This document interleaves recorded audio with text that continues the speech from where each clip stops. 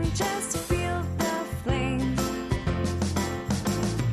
I'm standing right in the future. I'm standing right in the future. Bonjour à tous et bienvenue pour une nouvelle émission de Sophie et compagnie. C'est une émission un peu spéciale qui nous attend aujourd'hui. J'ai réservé une surprise à Kitry et Astier. Nous allons parler d'une nouvelle race de chevaux et du coup d'une nouvelle équitation. Après le CSO, le complet, le dressage, le hunter, nous allons parler d'équitation islandaise que j'ai découvert lors d'un récent voyage. J'ai eu un véritable coup de cœur pour cette discipline et j'avais envie de vous la faire partager. Alors pour l'occasion, les poneys d'or de Maflier accueillent aujourd'hui des chevaux islandais, mais ça, Kitry et Astier ne le savent pas encore. Allons tout de suite les retrouver. Salut les amis. Ah la voilà. Ça va Sophie? Ça va et vous? Ça va. Bah oui, c'est quoi cette tenue? Oui, c'est vrai que c'est une tenue un peu particulière, mais c'est un rapport avec la surprise que je vous ai réservée aujourd'hui. Qu'est-ce qu'ils font? T'as vu de la neige quelque part, toi? Planter des piquets. Non, mais je suis sûre que ça va vous plaire. C'est là-bas que ça se passe, regardez. Oh. Allez, venez. Regardez. C'est pas mignon. Salut Sophie. Salut Charlotte. Astier, bonjour. Hello Carlotta. Ouais, non, la ce petite ne sont pas des poneys. Tu vois la réaction, Charlotte? non, vous les appelez pas des Regarde. poneys. Ah, d'ailleurs, rigole. Oui, là, on va être près des autres copains qui n'ont pas l'habitude de voir. Ce sont des chevaux islandais, les amis. Et donc, Charlotte, en fait, c'est l'ambassadrice du cheval islandais ici en France. Tu vas nous expliquer un petit peu quelles sont les qualités de ces chevaux. Donc d'abord, bah oui, ce ne sont pas des poneys, on les appelle des chevaux. La seule raison pour ça, c'est qu'en Islande, il n'y a pas de poney Shetland, il n'y a pas de grands chevaux, il n'y a que eux sur l'île. Que cela. Que ceux-là, ça fait 1000 ans qu'ils sont là-bas, 1000 ans qu'on ne touche pas à la race, qu'ils n'ont pas été mélangés. Donc ce sont les seuls chevaux au monde qui disposent naturellement de 5 allures, pas trop galop, tolt et amble. Donc je pense qu'on verra tout à l'heure un peu de démo sur la carrière. Donc je vous présente les chevaux. Ça c'est Drottning, elle nous vient de Suède. En Scandinavie, les chevaux islandais sont vraiment des rois là-bas. Donc elle a 13 ans, c'est une jument qui a une couleur très particulière qui s'appelle le Silver d'Apple et qui est pie. Donc un peu un pie chocolat avec des crins silver, enfin voilà. C'est ça qui est magnifique aussi dans cette race, c'est que voilà, il y a tout un coloris aussi. Tu vois les crins, les robes, c'est trop beau. Toutes les robes sont admises. Ouais. Ça c'est Snild, une autre jument de 13 ans aussi. Elle nous vient d'Islande et c'est la demi-sœur de Kerke. Ça, c'est un entier, un étalon de maison, qui est un cheval de sport qui a gagné énormément de compétitions en Islande dans les championnats nationaux. Il faut savoir que ces petits chevaux-là, ça dépote à 50-60 km/h en course d'amble. Et c'est surtout des chevaux qui ont un caractère exceptionnel. Oui, ils ont un caractère exceptionnel. J'explique souvent, en fait, en Islande, ces chevaux-là, ils n'ont pas de prédateurs. Donc depuis 1000 ans, ils ne fuient plus les prédateurs. Donc vraiment à l'intérieur, ils ont changé de caractère. Ils sont très proches de l'homme et très proches les uns des autres. Moi, ce que je trouve intéressant, c'est ce que disait Charlotte, c'est qu'en fait, c'est aussi parce que l'homme agit de manière particulière avec ses chevaux qu'ils ont un bon tempérament. Et je trouve que souvent, on dit ce cheval a mauvais caractère, mais ça vient plus de ce cheval ou ce garçon. Voilà. Mais ça vient plus du comportement des autres. Hein, quand on le taquine, tu boudes. Bah, les chevaux, je trouve que c'est un peu pareil. Souvent, c'est notre comportement qu'il faut changer, notre façon de l'aborder, l'endroit où il habite. Enfin, tu vois, c'est. Tu crois qu'il y a que des Kitry en Islande? Tu vas y aller, hein, ça fait rêver. En tout cas, Kitry, moi c'est pareil. Tu vois là, par exemple, si je veux aller récupérer mes chevaux au pré, du coup, ils n'ont pas forcément envie. Les oreilles en arrière, ils vont à l'opposé. C'est pas toujours évident. Mais toi, tu sais faire. Voilà, tu vas voir, il faut changer quelque chose. C'est à toi de changer. Eux, ils restent des chevaux, donc c'est à toi de changer pour que réussir à. Bon, on a plein de choses à apprendre, Astier. Sinon, tu peux essayer de récupérer tes chevaux pour toi. Ouais, ça s'appelle. Allô, Kitry. Allez, c'est maintenant que ça se passe avec Kitry. On va te retrouver.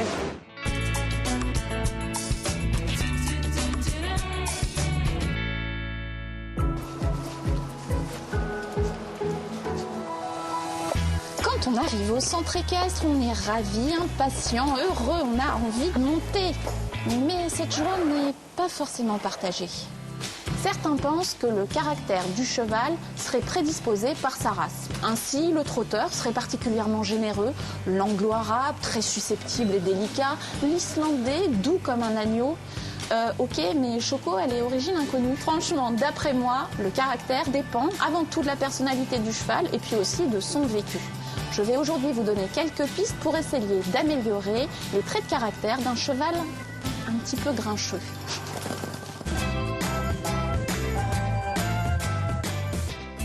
Bon alors, grincheux, non, ça c'est bon, oreille en avant.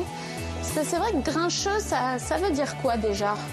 Généralement, c'est oreille couchée, on tourne le dos, on ne laisse pas rentrer dans le box, on me pousse, on essaye de mordre. Enfin bref, pas besoin d'être galop plus neuf pour reconnaître quand on n'est pas la bienvenue dans un box.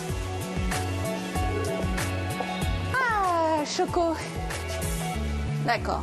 Situation classique, je viens pour la monter, elle voit le filet, elle était de bonne humeur. Eh bien non, c'est fini, elle disparaît. Quand une situation ne marche pas, c'est simple, on en change. Innover, changer quelque chose pour briser ce cercle vicieux de la mauvaise humeur.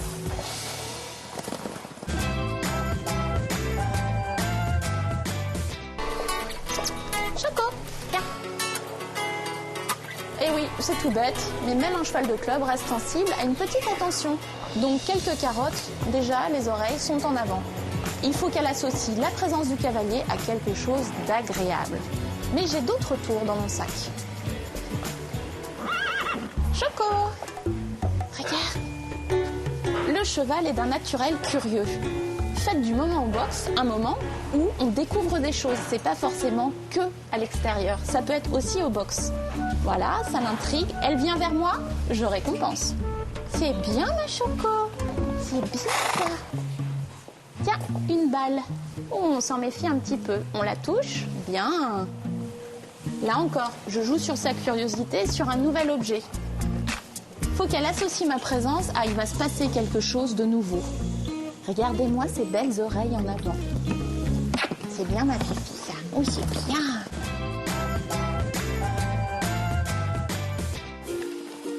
Autre solution, c'est d'aménager un petit peu son box pour que ce soit un endroit encore plus agréable. J'ai pris goût pomme. Écoute-moi ça. C'est pas mal, non? On va l'accrocher. Toc. Une fois que Choco trouve qu'on est une personne agréable au box, c'est pas le tout. Est-ce que ce box est vraiment le mieux situé pour sa personnalité? On va observer. Elle se trouve dans le passage de la stabulation, près de l'entrée et de la sortie du manège, et elle se trouve également près de l'entrée du club. Tout ça fait qu'il y a beaucoup d'animation pour elle, sans doute un peu trop. À force, ça peut être un petit peu agaçant. Alors Choco est pas encore tout à fait ravie de me voir, mais elle est un peu plus gentille, elle me lèche, elle se dit qu'elle pourrait avoir un bonbon.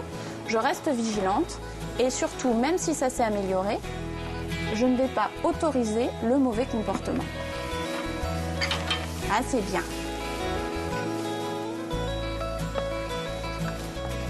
Alors, n'oubliez pas, quand vous êtes avec votre cheval, vous devez avoir un langage corporel clair. Vous êtes le dominant, donc soyez à la fois ferme et déterminé. Donc là, on la repousse fermement. Je ne veux pas de ce comportement-là. Par contre, je ne vais pas m'enfermer dans une bagarre. Donc, je ne la caresse pas, mais dès qu'elle est un peu aimable, qu'elle revient vers moi, hop, je la récompense avec une petite friandise. Je renforce son bon comportement et j'évite de faire des choses qu'elle n'aime pas. C'est pas du compromis, c'est simplement changer pour améliorer. On voit que ça a été un peu hésitant au début. J'ai franchi une étape puisque là je suis rentrée dans son box. Elle a hésité, mais elle se dit qu'un bon comportement est toujours récompensé. C'est bien la Mélie. Pour renforcer dans l'esprit de Choco qu'un piéton peut être aimable et n'est pas forcément un casse-pied, je vais la faire brouter.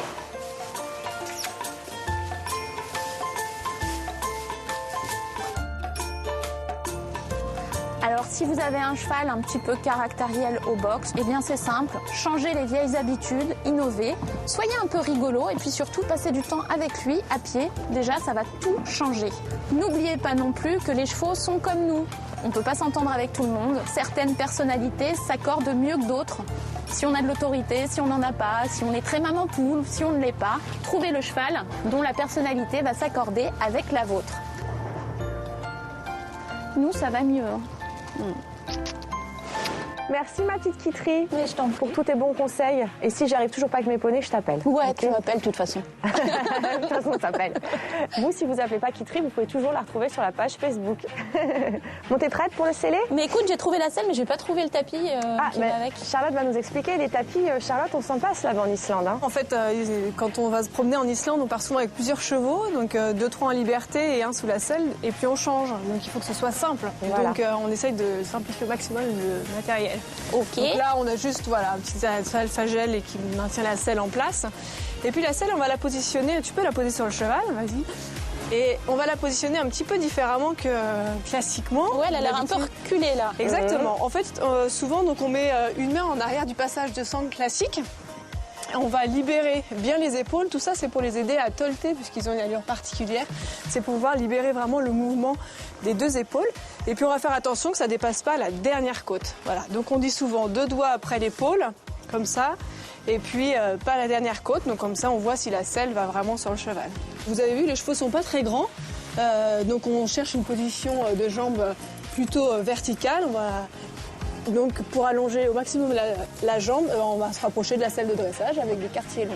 Et après on a des étriers qu'on trouve aussi sur le marché français classique, mais c'est vrai que c'est vachement pratique parce que ça tombe tout de suite dans l'alignement de la jambe et du pied. Et donc très facile avec un petit œil pour l'étrier qui est toujours dans le bon sens. Eh oui. Bon les amis, je sais que vous êtes impatients, vous allez enfin pouvoir tester le cheval islandais. Pendant ce temps-là, moi je vais aller retrouver Pascal Planck, c'est un vendeur de chevaux et poneys, il va nous donner plein de bons conseils. Allez, je vous laisse, à tout à l'heure. Charlotte, te laisse pas faire avec lui. Hein. Non, c'est bon, on va maîtriser, Voilà. Pascal Planck est un professionnel du commerce des chevaux et des poneys. Son rôle est de trouver la monture idéale pour tous les cavaliers. Alors, qui fait appel à vous? Comment ça se passe? C'est avant tout des professionnels parce que c'est mon métier, mais certaines personnes arrivent, viennent me voir du bouche à oreille et me demandent si je peux leur trouver un poney ou un cheval. Ils m'expliquent quel va être le cheval de leur rêve. Et moi, je fais une sélection et j'essaye de trouver le cheval qui va leur plaire ou le poney en fonction de l'âge de l'enfant ou de la taille de l'adulte. Et il y a différentes races. Ça commence par le Shetland qui va jusqu'à 1,07 m et qui fait plusieurs disciplines, dressage, obstacle. Après, il y a la taille B. Alors, il peut y avoir du Welsh ou du Dartmoor. Après, on monte sur la taille C où on va plus vers du Connemara. C'est quoi la taille C alors? La taille C, c'est au-dessus d'1,30 m 31, 32 à peu près. Le poney D, lui, part de 1,42 et va jusqu'à 1,49, 1,50. Des fois, c'est un petit peu litigieux. Et là, on retrouve plus souvent des poneys français de selle, des Welsh et des Connemara. Est-ce qu'il y a justement, ça serait un peu trop facile, mais de se dire, voilà, j'ai envie de faire du CSO ou j'ai envie de faire du dressage, il y a des races vraiment en particulier? Oui, forcément, il y a des races qui ont des prédispositions pour le dressage. Bien souvent, ce sont des chevaux étrangers, des chevaux allemands, des Westphaliens, des Hanovriens. Pour le saut d'obstacle, les selles françaises sont là. Pour les poneys en compétition, les Connemara sont des bons sauteurs, ça, tout le monde le sait. Il y a des Welsh qui font du dressage aussi. Tout se regroupe un peu dans les croisements de races également. C'est pour ça que j'apprécie le selle français ou les poneys français de selle, parce qu'il y a des croisements et qui font des produits remarquables. Et quand tes enfants, de jeunes cavaliers, viennent tester pour la première fois leurs poneys ou leurs chevaux, là aussi vous le voyez s'il y a une vraie symbiose? Ça se voit sur le visage. Quand c'est un enfant, il a la banane. On sait déjà que c'est acquis, c'est le cheval ou le poney qui lui plaît. Bon, après, il n'empêche qu'il faut pas non plus s'emballer. Effectivement, il faut prendre son temps avant de prendre une décision. Mais ça, c'est un grand plaisir. Alors, il y a peut-être des cavaliers qui ont la chance d'avoir un cheval à la maison, j'ai envie de dire, avec une prairie. Il faut des races qui sont plus robustes ou pas? Moi, je pars du principe que tous les chevaux sont heureux dehors. S'ils sont toute l'année dehors et qu'ils ont un abri, quelle que soit la race, ils s'adaptent. Après, ce qu'il ne faut pas, c'est en plein hiver décider de mettre son cheval ou son poney dehors, parce qu'il ne va pas apprécier, et son organisme non plus. Mais les chevaux en liberté, c'est la vie, c'est la nature, ils apprécient ça. Tous les miens sont au pré. Bravo, je te félicite.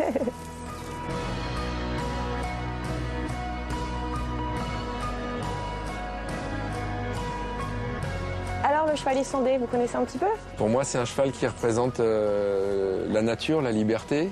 Et l'image que j'en ai, c'est des chevaux qui galopent en troupeau. Ouais. Et puis dans la seconde qui suit, des cavaliers les harnachent, montent dessus et partent se promener. Bah, j'espère que ça sera une race, une de vos prochaines races que vous allez pouvoir proposer à vos futurs clients. Ah bah, que vous pourquoi aussi, vous allez avoir le coup de cœur. Bah, je suis très ouvert. Bah, très bien, vous allez les tester et je pense que vous allez les adopter aussi. Merci Pascal. Et ben, merci Et à vous. puis j'espère que vous allez vivre encore plein de belles histoires avec vos cavaliers, vos futurs acheteurs. Dès que j'en ai une très belle, je vous la raconterai. Très bien, merci. Au revoir.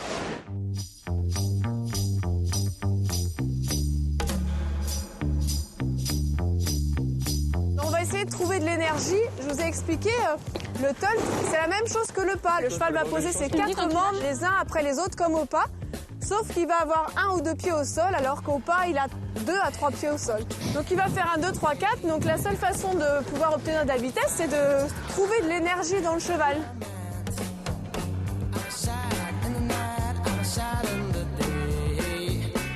On se tient très très vertical dans sa selle, le plus droit possible. Et voilà. Et voilà, Et si ça part un peu au trou, on repasse plutôt au pas. Et ben voilà, et hop, et c'est Moi, toujours je les mecs qui gagnent. Tac. Ah, je suis la reine du tolt. Normal. Ah, on devait tourner avant, hein.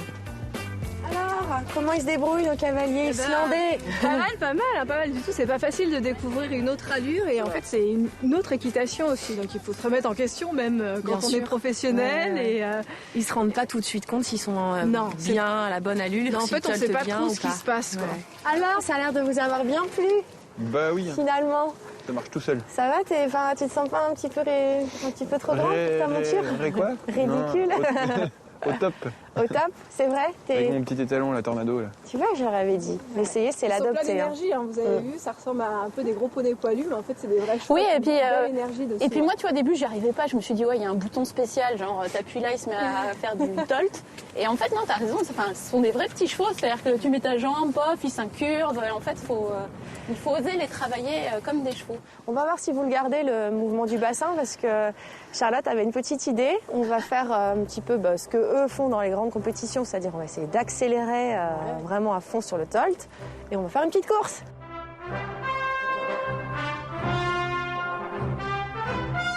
Allez, je vais être marave. Vous êtes prêts? Attention, ça va tolter. Ah non, il a triché! Allez! Mais vous êtes loin derrière, les cocos! Tu m'as donné la championne! Merci, Charlotte!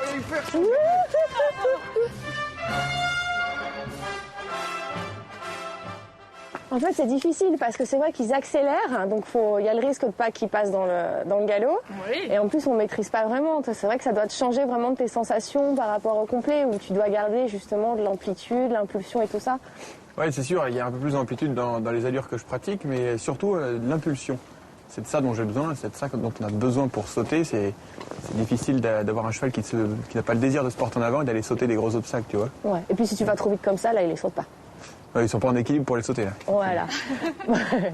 Allez, on va retrouver Astier avec toujours ses bons conseils. Là, on va travailler sur l'impulsion. C'est Tout à parti.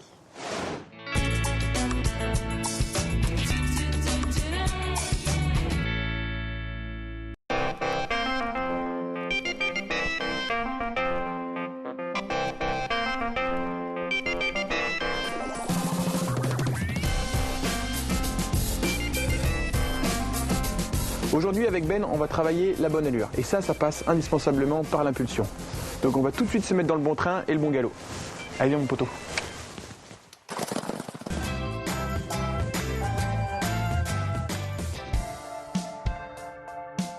L'impulsion, c'est le désir qu'a le cheval de se porter en avant. C'est vraiment pas à confondre avec la vitesse, mais c'est l'énergie en fait que le cheval a tout le temps en lui. L'énergie qui peut être au service du rassemblé ou de l'allongement. Donc là, au fur et à mesure de ma détente, on voit mon cheval qui commence à s'assouplir et je peux mettre un petit peu la jambe dessus. Du coup, on voit un trot de meilleure qualité qu'au début. Et maintenant, il fonctionne vraiment. On voit un trot qui a un peu plus de rebond, une attitude qui est très juste devant, le cheval est bien rond. Je peux un peu avancer si je veux. Voilà, c'est bien. Et hop, voilà, reviens. Je peux même ralentir maintenant. Juste en me levant et en m'asseyant à un rythme inférieur pour inciter le cheval à ralentir. Je gêne son rythme avec mon trot enlevé, du coup il s'adapte à mon rythme et il ralentit sa cadence. qu'importe l'allure, pour avoir une bonne qualité dans cette allure, il faut avoir de l'impulsion. Et ça passe par le fait qu'on puisse allonger ou ralentir sans dégrader la qualité de l'allure. Pour bien mettre ça en évidence, il y a un petit dispositif. Ici, il y a 2 barres qui sont sacrément éloignées, il doit y avoir 7-8 foulées. Et je vais faire varier le nombre de foulées entre ces barres et il faut que ça se passe tout seul. Et ça montrera que mon cheval a suffisamment d'impulsion pour faire ça. Allez, j'y vais.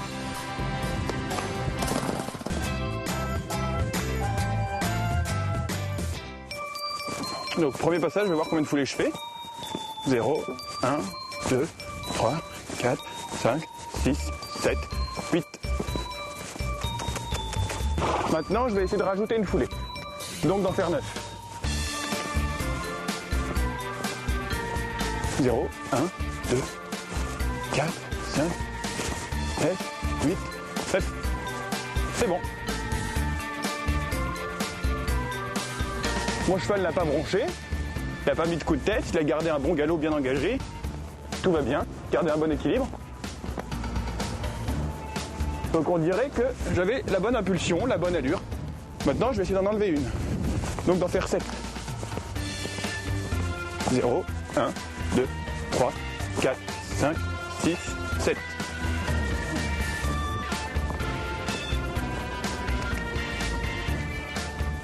C'est bien.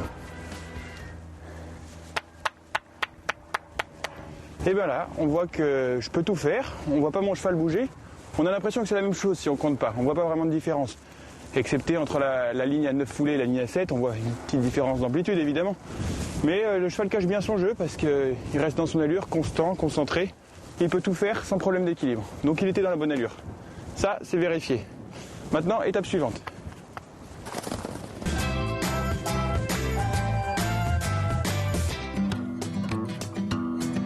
Ah, toi aussi, t'y penses? Ouais, ben, je pense que je vais vérifier s'il est vraiment dans la bonne allure. Un bon moyen de vérifier la qualité de son allure, donc celle du galop surtout, c'est de sauter. Si j'ai un bon saut, c'est que j'ai été tout prêt pour sauter, c'est que j'avais la bonne allure. Le vrai témoin, c'est le saut. C'est concret au moins.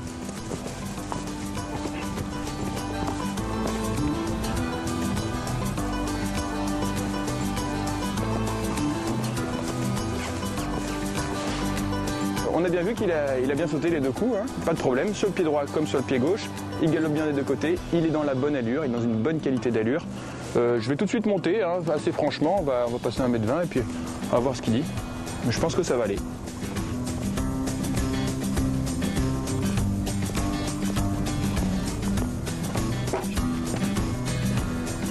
Un petit peu mou. Un petit peu mou. Je trouvais que ça arrivait bien, mais ça devait manquer un peu d'étincelle.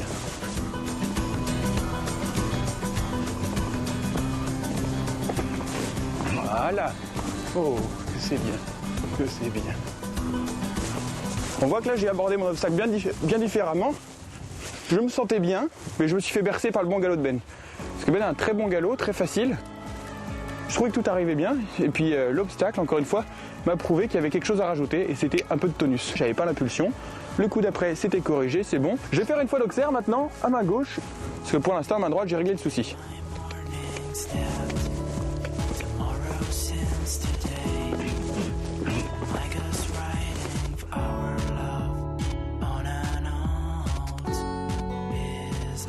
Là, j'ai pas l'impulsion qu'il me faut, j'ai pas le galop qu'il me faut, je continue à bosser.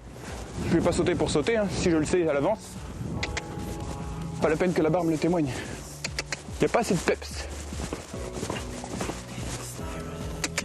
Là maintenant, l'impulsion ça va, mais je trouve qu'il n'y a pas l'équilibre. Je trouve qu'il ne respecte pas assez sa barre. C'est sûr, j'ai rajouté le turbo, alors j'ai perdu un peu d'équilibre. Classique comme faute, classique.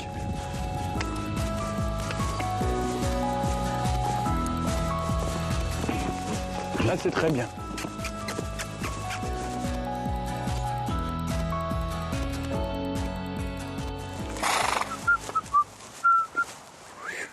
Ok. Vous l'avez compris, l'impulsion, c'est pas de temps en temps ou souvent, c'est tout le temps. C'est un des critères de base de la bonne allure, avec l'équilibre. D'ailleurs, la bonne allure, c'est celle qui permet d'allonger, de rassembler ou de sauter sans aucun problème, sans aucune modification de la qualité de cette allure. Donc pensez-y à chaque séance. Allez, à plus.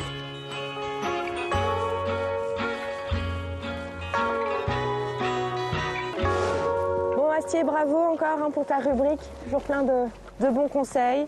Et d'ailleurs, vous pouvez flasher le logo qui s'inscrit en bas de l'écran pour retrouver toutes les astuces d'Astier. Alors, tu vois tout à l'heure, quand Charlotte disait que c'était des chevaux qui pouvaient aller jusqu'à environ 50 km/h quand même, est-ce que tu arrives à sentir un petit peu la force qu'ils ont sous les rênes là? Pour moi, c'est pas trop de la force, c'est surtout de la tonicité qu'ils ont et ils servent vraiment quelque part de leur déséquilibre et ils sont pleins d'énergie. On la Et sent, ouais, hein. ouais, c'est bouillant, Ouais. ça. Même là, quand on faisait le tolt tout à l'heure, Ouais, quand on faisait la course, en fait, c'est moi vraiment qui ai gagné la course. Toi, tu étais en train de tricher devant, tu avais une allure un peu défectueuse. Mais sinon, j'ai sinon, essayé je de le suis- garder au tolt justement Ouais, et non, mais qu'ils ne partent pas au galop. Je suis content d'avoir gagné, ça me fait plaisir. Bien sûr. Ah, l'autre.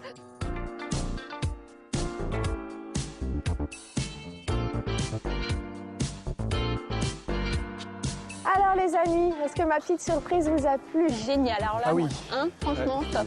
Moi, j'ai adoré. Il y a plein de choses à apprendre et je trouve ça génial quoi, de trouver Une autre allure. exactement une autre allure et puis de se dire, waouh, il y a encore des choses à découvrir à cheval. Alors aujourd'hui, on a la chance de t'avoir, Charlotte. Ouais. Mais pour les cavaliers qui nous regardent et qui auraient envie de s'initier au cheval islandais, qu'est-ce qu'on peut leur conseiller? Alors, vous trouverez plein d'infos chez Pure Cheval. On a un site web où on recueille énormément d'informations. Il y a de plus en plus de clubs qui s'y mettent et qui mettent quelques chevaux islandais dans leur cavalerie classique.